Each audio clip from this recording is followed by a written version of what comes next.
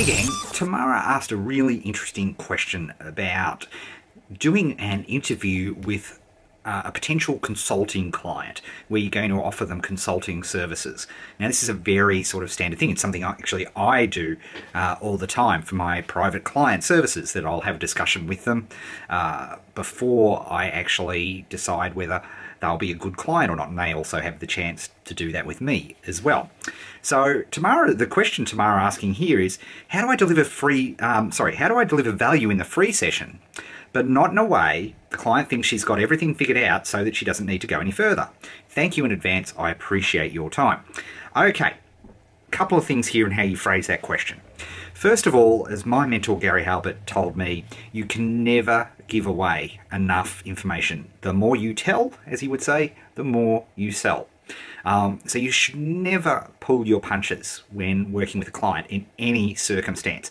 It doesn't matter whether you're at a conference, it doesn't matter whether you're answering a question on a YouTube video, or at any point, let alone somebody you're hoping to convince to become a client. Because people sense when you pull your punches. They sense when you are not giving the full answer, or and you'll hear this a lot on videos and podcasts. Is it, well, if you just wait till you hear the next lesson, or if you sign up here, you'll learn how to do this. It's bad news. It leaves a bad taste in a person's mouth. It doesn't really work. So that's the first point I want to make, is always go full out. Now, having said that, I can absolutely give you some specific pieces of advice. First one is ask questions. Right, think about this. In any situation you've ever been in, boardroom, meeting, presentation, pitch, school, anywhere, who's the person in the position of authority or power? The person who asks the questions, or the person who is answering the questions? Now, of course, it's the person who asks the questions. And the thing that I find, if there's a mistake that people make when they're working with people in a consulting capacity, it really is that you should be asking more questions, listening more, rather than talking more.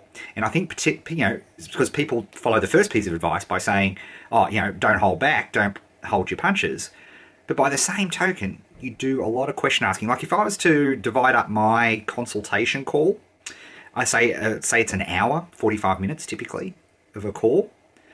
40 minutes would be of me asking questions and trying to understand the situation, making note. If an idea pops into my head, I make a little note, do a little post-it note, and I keep it there, right? And then I spend the last 5-10 minutes outlining my plan, right? Because I think the more that you encourage and ask questions, the better off you'll be. In fact, there's a fantastic book that I'd like to recommend. The book is by the great Dan Sullivan, and can you imagine an entire book over one consulting question? That's right, there is one question that he asks in this book, and it's genius, and I use it in every single consulting session. If you've ever worked with me, you'll have heard the question before, but it's so powerful, and it can be used in all sorts of circumstances. And the question is this: if you could imagine us working together and we were in a meeting 12 months from now, what would have had to have happened personally and professionally for you to be happy with the results? Pretty cool.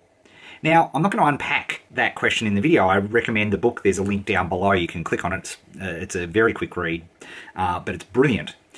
Is that this question draws out of the person that you're hoping to work with all of the key issues that they're having. And guess what? By asking a lot of questions, you can help people more. You can actually be much more precise in the way that you're answering questions. So I highly recommend that. And that's a question that I use all the time in consultations. Now, a big stumbling block in these sorts of client free consults or paid consults, interestingly, I don't do free consults.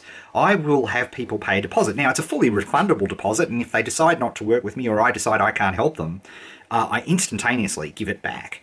But I will put in an entire deposit. Like for people who join me for mentoring for 12 months, they'll send the entire $9,000 fee to me prior to even having our first consultation call. because it's to show that they're serious and to show that I'm not wasting my time. And it's because it's, hey, I'm going to be coaching that person for 12 months. We need to know we can get along. So it's very important, and it shows a level of commitment. The other thing that I do, and I would recommend you do that, because here's the thing, if a person's not going to pay $100 as a deposit, fully refundable, like if you decide not to work together, then they're hardly likely to get on, charge you for any other sorts of consulting services, right? Just not going to happen. So for a start, I would recommend you actually doing a completely fully refundable deposit for that first session to add some value to that. And the reason is very important is because, and you say this up front, and this is my next point, by pre-positioning the conversation, getting in things like, here's how much it costs to work with me, here's what to expect out of this session together, we're going to do one of a couple of things. You're either going to get a plan for going forward, and you can decide, okay, that's great, and you're happy, and I'm happy. You can decide that you want me to help you with that, and this is what it will cost, and this is what I will do. And the third result is you're completely unhappy, and what I do in my, if a person is completely unhappy, then I actually offer to give them double back for wasting their time. Let me tell you, in hundreds and hundreds of these things, I've never once had to pay somebody back, because I use that simple formula of asking lots of questions, understanding the situation, and then applying what I know, my methodology, to that. And for you, I'm making an assumption here that you are super comfortable with being able to deliver the results. I don't care whether you're a therapist or a consultant or an osteo, or it doesn't matter what you are, what you're doing, teaching people to draw. It doesn't matter. But you're confident in that because you have to be ultimately comfortable that you're able to deliver the result. So that is the assumption I'm making with telling you this, because if you're not comfortable with that, then everything I've just told you will hasten your journey to bankruptcy really, really quickly. So that's I'm glad we made that point. People get super stressed about closing the sale and all of this, because the point, from your perspective, the point is, you eat because people, pay you for consultings or providing services. That's the whole, for you, that is your objective of this call.